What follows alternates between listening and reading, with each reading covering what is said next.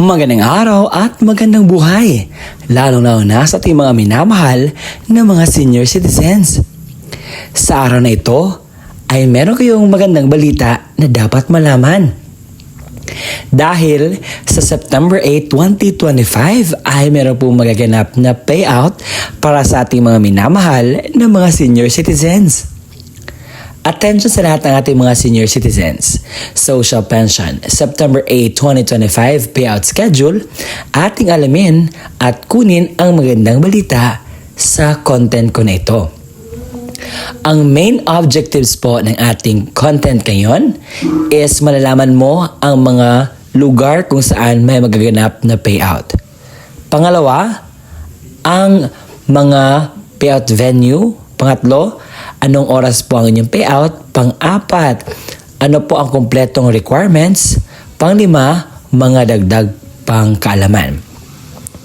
Kung gusto mo ang ganitong content, inaanyayahan kita na tapusin mo ang video na ito hanggang sa dulo nang sa gayon makuha mo ang punto ng video kong ito.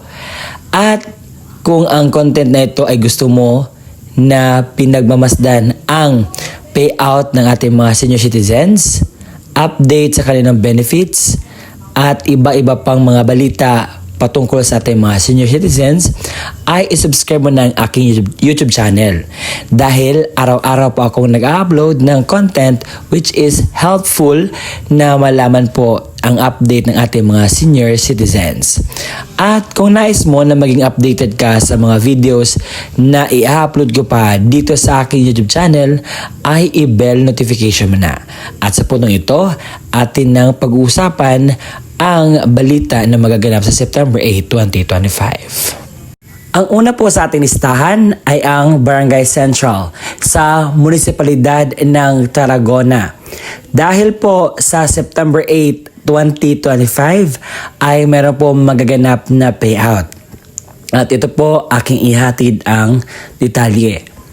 Sa alas 8 po ng umaga magsisimula ang inyong payout at pumunta lamang po kayo sa Municipal Evacuation Complex, Tarragona, Davao Oriental.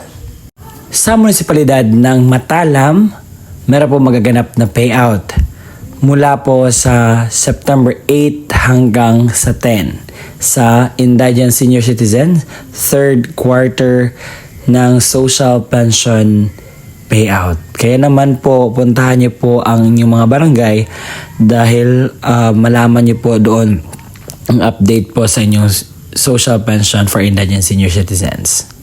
Sa Barangay Kidama, sa September 8, 2025 ay meron po magaganap na payout. Sa alas 8 po ng umaga magsisimula sa Barangay Kidama Covered Court po magaganap. Sa probinsya ng Cebu, sa Ronda, Cebu, sa September 8, 2025, ito po yung magaganap na payout.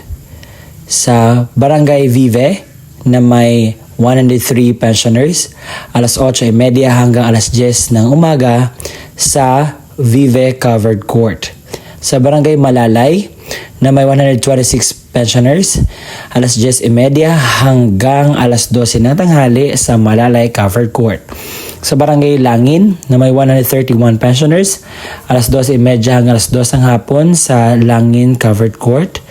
At sa Kansalunoy na may 104 pensioners, alas 2:30 hanggang alas 4 ng hapon sa Kansalunoy Covered Court po ang payout. Sa probinsya ng Palawan, sa munisipalidad ng Sofronio, Española, sa September 8, 2025, ito po yung mga barangay na mapipayout. Sa Barangay Pulot Interior, alas 9 ng umaga, sa Barangay Gymnasium. Sa Barangay Pulot Shore, alas 9 ng umaga, sa Barangay Gymnasium. Sa Barangay Iraray, alas 9 ng umaga, sa Barangay Gymnasium. At sa Barangay Punang, alas 9 ng umaga sa Barangay Gymnasium. Sa Barangay Nagbulalaw, ang payout venue po ay sa Barangay Nagbualaw Covered Court sa alas 8 ng umaga hanggang alas 11:50 ng hapon. At sa Barangay Poblasyon sa alauna hanggang alas 4:30 ng hapon sa Barangay Covered Court po magaganap po ang inyong payout. Sa Barangay Kabagayan sa Tragona, Davao Oriental, meron po magaganap na payout sa September 8, 2025, alas 8 po ng umaga sa Barangay Covered Court po ang payout venue.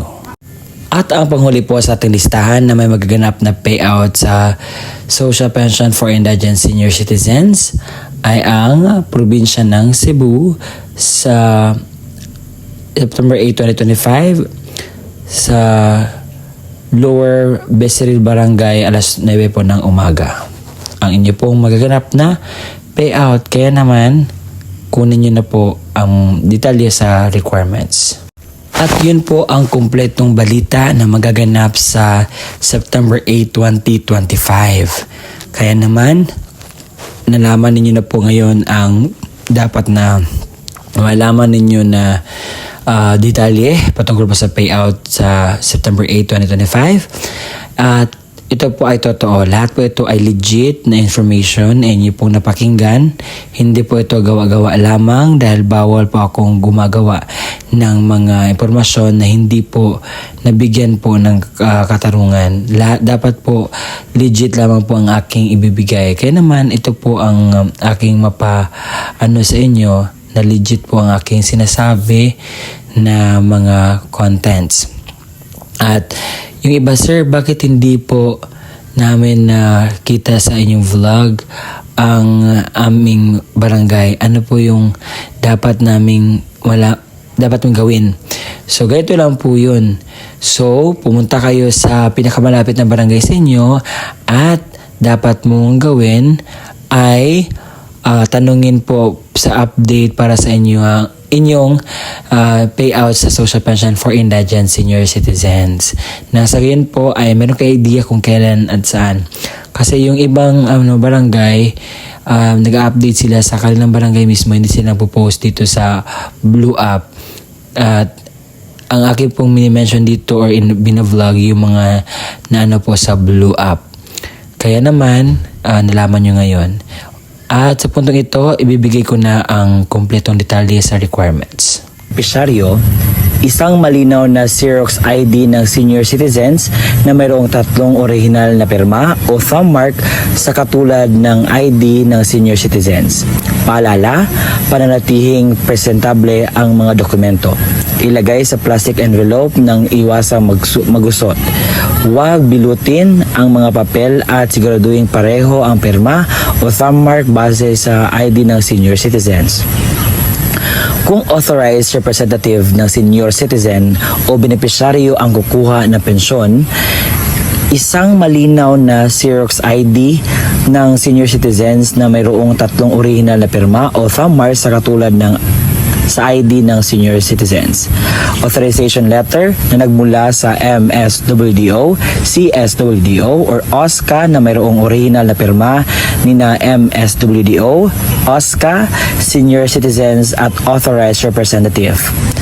Isang malinaw na Xerox ng government-issued ID, kagaya ng SSS, updated PhilHealth ID, updated Barangay ID, UMID, Voters ID, updated voter certification, updated police clearance, and authorized representative at lagyan ng 3 original na pirma o thumb mark katulad ng ipapakitang ID.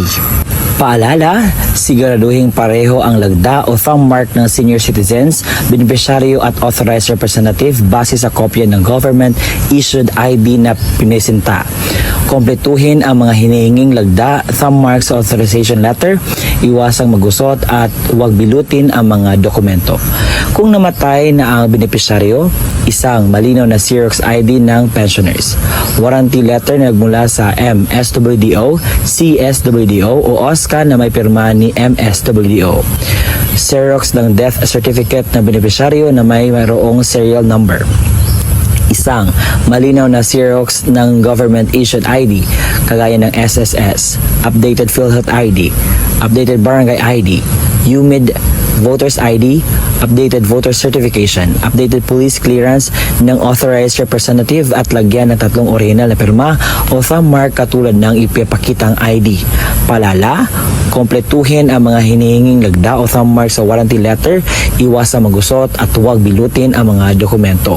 Kung wala ang death certificate, kailangan na certification mula sa MSWDO, CSWDO na nakasaad ng pagpapatunay na ang beneficiaryo ay patay na at kasalukuyang inasikaso ang death certificate. Ito yung mga pwedeng sundin na estratehiya. Ang pagbibigay ng pensyon sa mga beneficiaryo ay per barangay o clustering per barangay upang maiwasan ang pagkakaroon ng maraming pagsasama-samang mga tao. Gawing sunod-sunod ang pila hanay ng mga beneficiaryo base sa numero or payroll number na ibinigay upang maiwasan ang pagkakaroon ng pakiusapan, sangat at lalo higit ay mas mapadali ang daloy ng pagbibigay ng pensyon sa mga beneficiaryo. Pagdalahin ang mga beneficiaryo ng kanyang itim ballpen upang maiwasan ang paghihiram. Magtalaga ng isang staff na maaaring tumulong sa paymaster upang mapadali ang pagbibigay ng pensyon sa mga beneficiaryo. Lagyan ng numero ang Xerox copy ng ID upang mas mapadali ang paghahanap sa payroll. Mga paalala: maglaan ng malawak na space para sa pagdadausan ng payout at ng upuan para sa mga beneficiaryo ng programa. Maglagay ng madaming kopya ng certification of the same person sa bawat lamesa na upuan ng mga paymaster at siguraduhin may lagda ito ng MSWDO at CSWDO. I-check ang mga lagda o perma sa mga dokumento kung original o kumpleto. Dagdag paalala, dahil laganap na po ang monkeypox dito sa ating lugar, sa ating bansa, ito po yung dapat nating gawin at bilang advice ko na rin sa inyo. Una, kinakailangan po magsuot tayo ng face mask. At pangalawa, kinakailangan pong mag-social distancing. Pangatlo, kinakailangan po magdala tayo ng sariling alcohol natin na sa gayon ay manatiling safety po. Dahil alam natin na ang mga senior citizens ay medyo kinakailangan ng pag-care at yun po yung mga suggestion ko. At sa pag-payout naman, kinakailangan na mahinahon po. Sumunod lamang po sa alituntunin ng payout nang sa gayon ay wala po tayong problema, aberya o ano man pong pwedeng mangyari. At pumunta lang po kayo sa araw mismo ng inyo pong payout. Huwag po kayo mag-advance na pumunta doon. Dahil po, sino yung nakaschedule talaga, yun naman po ang makakuha ng kanilang payout. At kinakailangan kompleto din ang requirements sa pagpunta doon. At kung kinakailangan ninyo ng tawag dito kasama or assistant, so pwede niyo po magdala. At yun po ang vlog natin for today na sana'y nakuha na niyo po ng aral. Maraming salamat sa panonood. Bye bye and see you again next time. Muli, ako po si Ruel Mendoza Tanyo.